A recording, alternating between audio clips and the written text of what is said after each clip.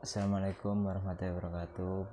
Perkenalkan, nama saya Muhammad Musaful Imam, NIM 2018 0230024. Di sini saya akan menjelaskan PPT UTS peralatan teknik tegangan tinggi. Soal yang pertama, jelaskan tentang gambar di bawah ini beserta fungsinya. Gambar tersebut merupakan gardu induk, sedangkan gardu induk adalah subsistem dari sistem transmisi atau penyaluran tenaga listrik. Gardu induk memang memegang peran penting dalam sistem transmisi listrik dari pembangkit ke konsumen. Gambar tersebut merupakan susunan peralatan dalam suatu gardu induk. Peralatan tegangan tinggi yang terdapat pada suatu gardu induk adalah yang pertama yaitu pembangkit tegangan kapasitor atau yang disingkat CC, kedua trafo tegangan atau disingkat PT, yang ketiga filter frekuensi tinggi atau FF, yang keempat saklar pembumian atau ES, yang selanjutnya saklar pemisah atau DS, sisanya trafo arus atau CI, yang selanjutnya pemutus daya atau biasa disebut CB, pelindung tegangan lebih atau LE, trafo daya TD, konduktor, dan juga isolator. Soal yang kedua yaitu jelaskan tentang gambar berikut dan bagaimana cara menentukan besaran konstruksi isolator yang digunakan. Isolator tersebut merupakan isolator tipe rantai. Isolasi pada peralatan tegangan tinggi bekerja pada tegangan tinggi, maka isolasinya memiliki tekanan medan elektrik yang memikul tekanan medan elektrik. Tujuan perancangan konstruksi tersebut dengan memperbesar dimensi bahan isolasi dan tekanan medan elektrik. Soal nomor 3 yaitu berikan salah satu contoh sistem pendingin peralatan tegangan tinggi dan sertakan cara kerjanya. Contoh pendingin peralatan tegangan tinggi seperti gambar di atas ini adalah pipa halau konduktor yang biasanya digunakan dalam peralatan trafo dengan radiator. Yang soal nomor 4, jelaskan cara penyambungan konduktor tegangan tinggi.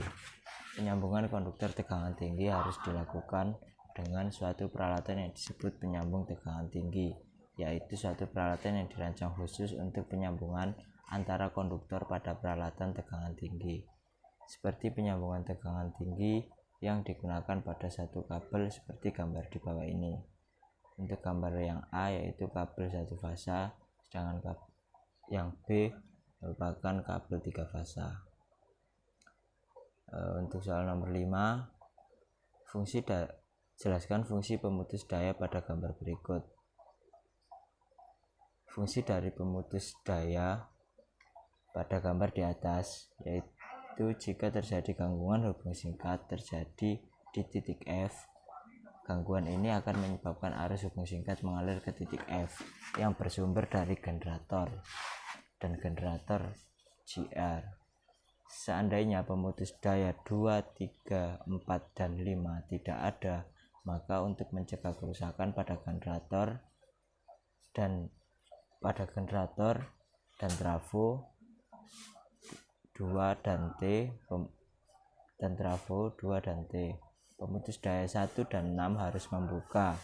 Akibatnya aliran daya ke beban terputus, tetapi dengan adanya pemutus daya 2 dan 3, maka ketika terjadi gangguan di titik F, kedua pemutus daya tersebut akan membuka, sedangkan pemutus daya 1 dan 6 tetap tertutup, sehingga aliran daya ke beban tetap dipertahankan.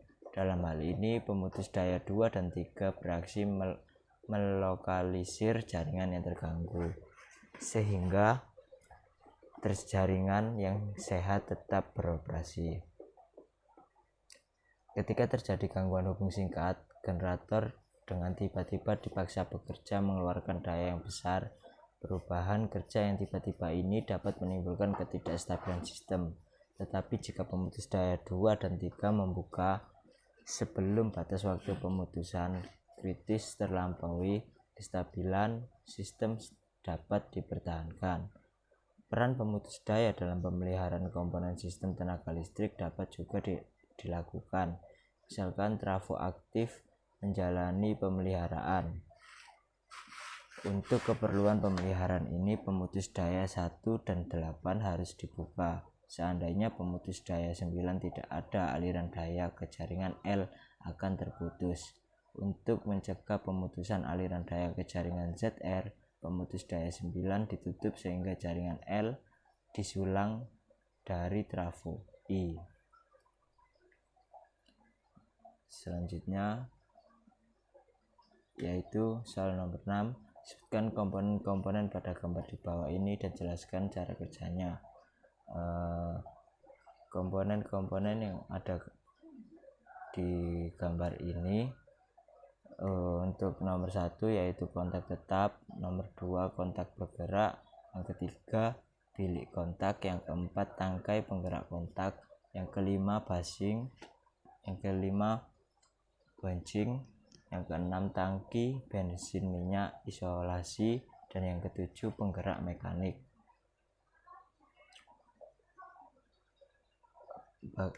Cara kerja dari rangkaian tersebut yaitu bagian utama pemutus daya adalah kontak tetap dan kontak bergerak. Kontak bergerak dapat digerakkan secara manual atau dengan bantuan motor listrik atau sistem pneumatik. Jika kontak bergerak ditarik ke atas, maka pemutus daya dalam kondisi tertutup. Jika kontak bergerak didorong ke bawah, maka pemutus daya dalam kondisi terbuka. Selanjutnya soal nomor 7, jelaskan hubungan relay dengan pemutus daya berikut. Hubungan kerja pemutus daya dengan relay proteksi pada gambar di atas dapat dimisalkan hubung singkat terjadi pada fasa R. Akibatnya arus di fasa R melonjak relatif besar. Arus yang besar ini memiliki kumparan primer C7. Akibatnya arus yang mengalir di kumparan sekunder CT dan relay R juga semakin besar. Jika arus tersebut melebihi setting arus relay, maka relay bekerja menutup kontak K. Akibatnya arus mengalir pada kumparan pemutus ZC, sehingga tungkai kumparan pemutus K tertarik ke atas. Akibatnya tungkai kontak bergerak TP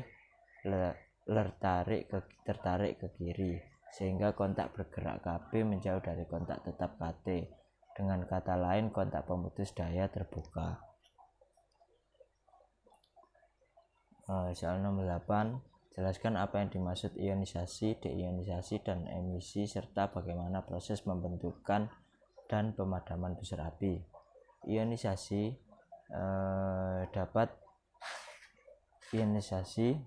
yang pertama, ionisasi. Dalam keadaan normal, jumlah proton sama dengan jumlah elektron, sehingga suatu atom dalam keadaan normal akan bersifat netral.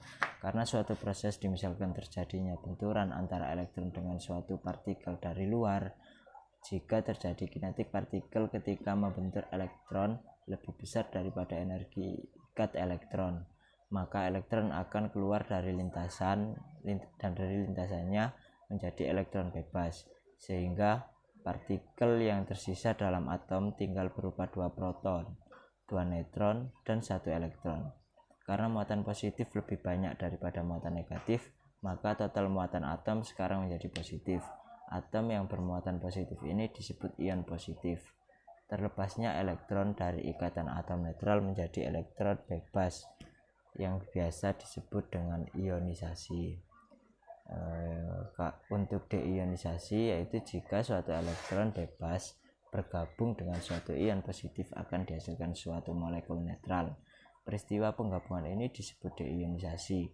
Deionisasi akan mengurangi partikel bermuatan dalam suatu gas. Jika pada suatu gas tersebut aktivitas deionisasi yang lebih besar daripada aktivitas ionisasi, maka muatan-muatan bebas dalam gas itu akan berkurang. Ada 4 proses deionisasi yang dihubungkan dengan pemadaman busur api, pada suatu pemutusan daya, yaitu deionisasi medan elektrik, deionisasi rekombinasi, deionisasi akibat pendinginan, dan deionisasi tangkapan elektron. Selanjutnya yaitu emisi. Emisi adalah peristiwa pelepasan elektron dari permukaan suatu logam menjadi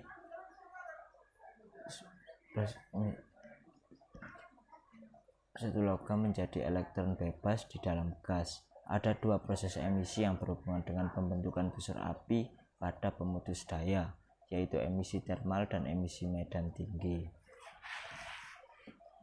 Proses pembentukan busur api. Proses ionisasi dapat menghasilkan ion positif yang bergerak menuju katoda. Perpindahan elektron bebas ke anoda menimbulkan arus. Arus ini akan memanaskan anoda. Ion positif yang tiba-tiba di katoda akan menimbulkan dua efek yang berbeda. Jika kontak terbuat dari bahan yang titik leburnya tinggi, misalnya tungsten atau karbon, maka ion positif akan menimbulkan pemanasan di katoda.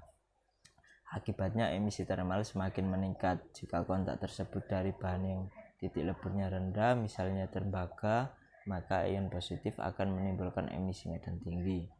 Hasil emisi termal dan emisi medan tinggi akan melenggarkan proses ionisasi sehingga perpindahan muatan antar kontak terus berlangsung. Dan inilah yang disebut dengan busur api. Busur api yang berlangsung lama akan meluruhkan material permukaan kontak. Soal nomor 9 yaitu jelaskan cara kerja pemutusan daya berikut dan berikan contohnya penggunaannya. Prinsip kerja yaitu dari oil circuit breaker. Pada saat kontak dipisahkan, busur api akan terjadi di dalam minyak dan minyak menguap menimbulkan gelembung gas. Karena panas yang ditimbulkan busur api minyak mengalami dekomposisi dengan hasil gas hidrogen yang bersifat menghambat produksi pasangan ion. Busur api juga tergantung pada jenis gas hasil dekomposisi minyak.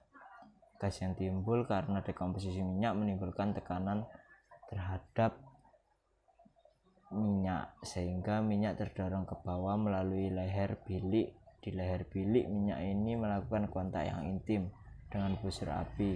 Hal ini akan menimbulkan pendingin busur api, mendorong proses rekombinasi dan menjauhkan partikel bermuatan dari lintasan busur api. Minyak yang berada di antara kontak sangat efektif memutuskan arus. Kelemahannya adalah minyak mudah terbakar dan kekentalan minyak memperlambat pemisahan kontak sehingga tidak cocok untuk sistem yang membutuhkan pemutusan arus yang cepat. Selanjutnya yaitu prinsip kerja air blast circuit breaker. Saat busur api timbul udara dengan tekanan tinggi dihembuskan ke busur api akan dipadamkan oleh hembusan udara tekanan tinggi itu dan juga menyingkirkan partikel-partikel bermuatan dari sela kontak. Udara ini juga berfungsi untuk mencegah resticking voltage, tegangan pukul ulang. Kontak pemutus ditempatkan di dalam isolator dan juga katup hembusan udara. Pada saklar PMT, kapasitas kecil isolator ini merupakan satu kesatuan dengan PMT, tetapi untuk kapasitas besar tidak demikian halnya. Prinsip kerja vakum circuit breaker. Kontak ditempatkan pada suatu bilik vakum untuk mencegah udara masuk ke dalam bilik. Maka bilik ini harus ditutup rapat dan kontak bergerak diikat ketat dengan beripat logam. Jika kontak dibuka, maka pada katoda kontak terjadi emisi term dan medan tegangan yang tinggi yang memproduksi elektron bebas. Elektron hasil emisi ini bergerak menuju anoda elektron. Elektron bebas ini tidak bertemu dengan molekul udara sehingga tidak terjadi proses ionisasi. Akibatnya tidak ada penambahan elektron bebas yang mengawali pembentukan busur api. Dengan kata lain, busur api dapat dipadamkan. Untuk yang terakhir yaitu prinsip kerja SF6 circuit breaker. Media gas yang digunakan pada tipe ini adalah gas SF SF6 atau sulfur heksafluorida pada suhu di atas 15 derajat Celcius. Gas SF6 mempunyai sifat tidak merusak metal, plastik, dan bermacam bahan yang umumnya digunakan dalam pemutus tegangannya tinggi. Sebagai isolasi listrik, gas SF6 mempunyai kekuatan dielektrik yang tingginya 2,35 kali udara, dan kekuatan dielektrik ini bertambah dengan pertambahan tekanan. Sifat lain dari gas SF6 ini ialah mampu mengembalikan kekuatan dielektrik dengan cepat, tidak terjadi karbon selama terjadi busur api, dan tidak menimbulkan bunyi pada saat pemutusan. Tenaga menutup atau membuka selama pengisian gas SF6 akan menjadi dingin jika keluar dari tangki penyimpanan dan akan panas kembali jika pompa untuk pengisian ke dalam bagian atau ruang pemutus tegangan. Oleh karena itu, gas SF6 perlu diadakan pengaturan tekanan beberapa jam setelah pengisian pada saat gas SF6 pada suhu lingkungan.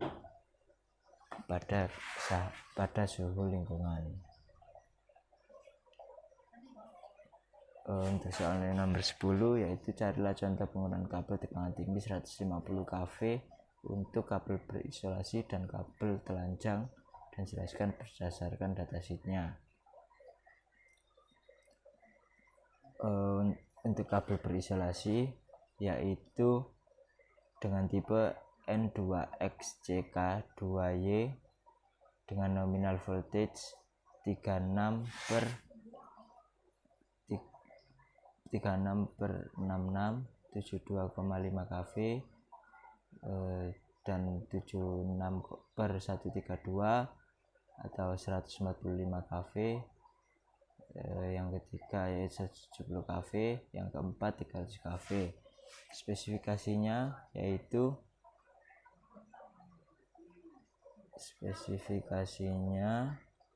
menggunakan IEC 60840 atau jenis lain tegangan spesifikasi tersedia atas permintaan. Berikut ini adalah tabel datasheetnya. Untuk kabel telanjang dari bare copper conduction. Nah, ini adalah datasheet dari jenis bare copper conduction. Sekian penjelasan soal UTS teknik tegangan tinggi dari saya. Mohon maaf jika ada kata yang kurang berkenan dan jawaban yang kurang sempurna. Assalamualaikum warahmatullahi wabarakatuh.